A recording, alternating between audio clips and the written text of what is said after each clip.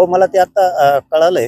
गाडीत होतो मी त्याच वेळेस, पण मी ते पूर्ण ऐकलं नाही. काय होईल एखाद्या वेळेस काय बोलले तर काय नाही, तर चुकीची प्रतिक्रिया आपल्याकडून त्यांच्याबद्दल जायची. परंतु जर खरंच तसं जर असेल ना, तर लोकांनी सुद्धा विचार करण्याची गरज आहे की या सरकारचं नेमकं करायचं काय आता. तर तुम्ही याला फुकटचं कसं म्हणता?